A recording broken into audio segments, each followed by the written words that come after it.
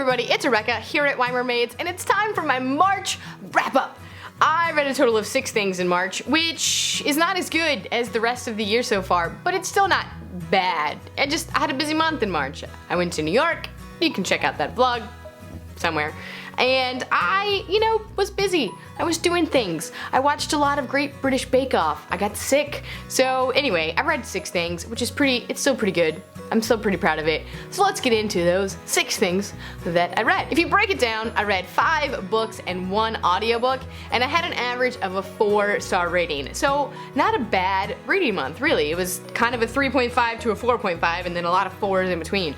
So pretty good. Let's start with the 3.5, and then work our way up to that 4.5. My 3.5 read was A List of Cages by Robin Rowe. I was recommended this book by a teacher that I work with who read it and really loved it, and so they went to some conference and got a bunch of free ARCs, and so they lent me one of the other teachers lent me one.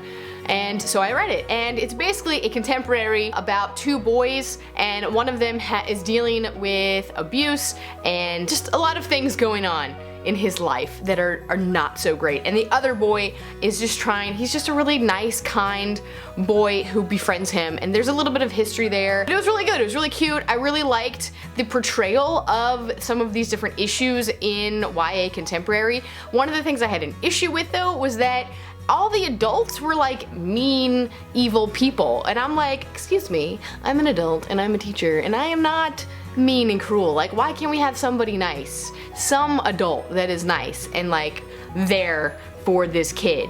But other than that, I did really enjoy it. I enjoyed the story, and so I did give it a 3.5. Into my 4-star reads, I do have 4 of them, so I'm just gonna go in order from there. So it's not really like a ranking rating system between these 4. They're all 4-star reads. And the first one is Everything Leads to You by Nina LaCour. This is the story of a girl who lives in LA, and she is working as kind of an assistant set designer for just this like independent movie, or this movie that's happening. She's just broken up with her girlfriend and she's trying to move on from that. And so she ends up going to this like estate sale and finding this object, and basically a mystery kind of comes from that, and trying to find out the history of this object, I guess you could say, and it leads to this whole thing, into this like really interesting story of growing up in LA, like a summer between high school and then going to college, and just trying to pursue dreams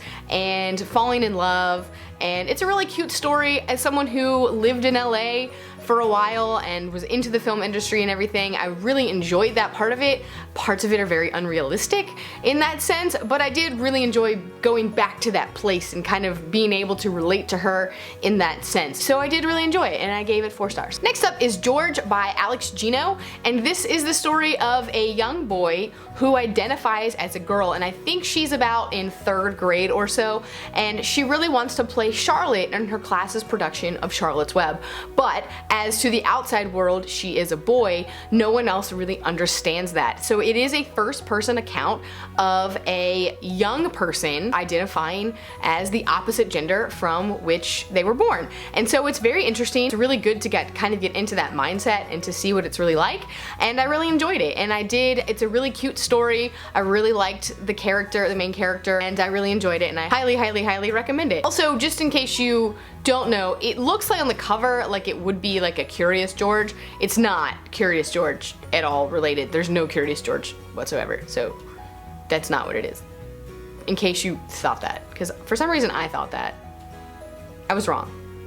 Don't be wrong like me. Next up, I read A Wrinkle in Time by Madeleine, and this is a classic children's story that I had never read. I don't know why I never read it, or at least if I did read it, I don't remember anything about it from that time. So I read it recently and I enjoyed it. Again, this is in the 4-star group, so you know that I gave it a 4-star. There's no spoilers here.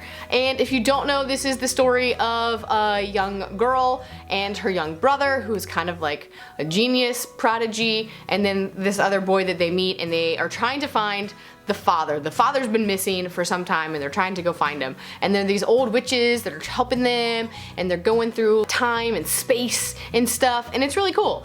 And yeah, I really liked it. They are making a movie of it too, which I didn't even know until after I read it. But it looks, it's got like Oprah and like Mindy Kaling and like, I think Chris Pine is in it. I don't know. It's a lot of people and it looks really cool. And so yeah, it didn't blow me away the way that I thought it would. I was like, oh, everyone loves this book. It's gonna be amazing. I get why it's a classic fantasy story, a fantasy novel, and it has a young female as the protagonist, which I think in that time was very rare, and so I definitely appreciated it, but I did find it kind of slow, and some of the themes of it were a bit murky, overwhelming, and kind of threw me off in a little bit. But I still really enjoyed it, and I recommend it if you are into fantasy because it is a staple. My last 4-star read of the month of March was The Girl from Everywhere by Heidi Heilig, and this is the story. It's basically pirates who can time travel. How cool is that? How cool is that? Now, I am gonna warn you, don't read it thinking that's all it is, because it's not.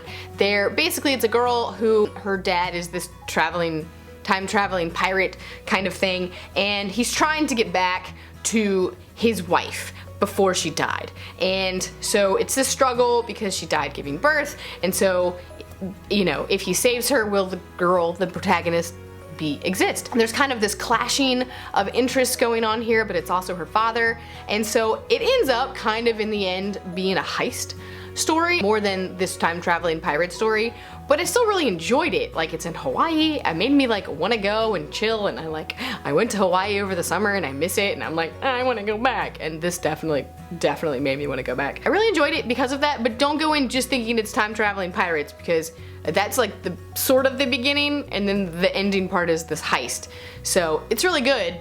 I look forward to reading the second one to see if it's more time traveling pirate part of it, but I still did really like it. It was kind of slow in the beginning though, so get past that, and I think you'll like it. And finally, my last book of March was actually my audiobook, and it took me a really long time to read this one. This was like a month and a half of listening, but it was Born to Run by Christopher MacDougall, which is basically the story of the Tarahumara, which are this like super running awesome group from Mexico, from the mountains of Mexico, and I never heard of them. I never knew about any of this, and I am a pseudo runner. Like, I like to run as my form of exercise, but I'm not very good at it, and so this really inspired me. Like, every day I was like, I'm gonna go for a run today because I'm gonna be like them, and I'm gonna like try to eat like them and stuff. And it's just like this story of like these super runners, these ultra runners, these people who can run like 50 to 100 miles straight, and I'm like, I can barely run like 3 to 5, and you can run like 100. Like, that's insane to me. But it tells about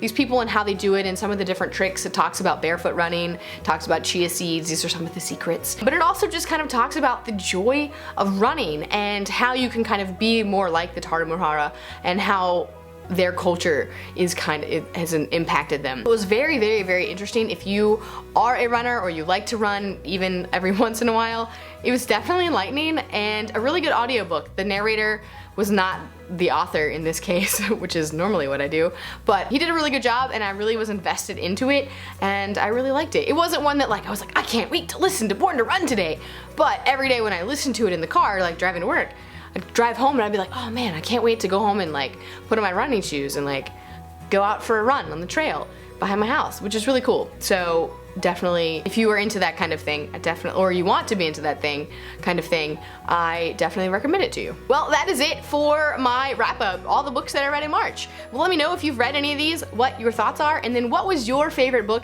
that you read this month, because, you know, we all like to have really long TBRs, and I want to know what to add to mine at some point, because again, mine's really long. But anyway, let me know, and I hope you're having a lovely day. Thanks for watching. That's it from me today.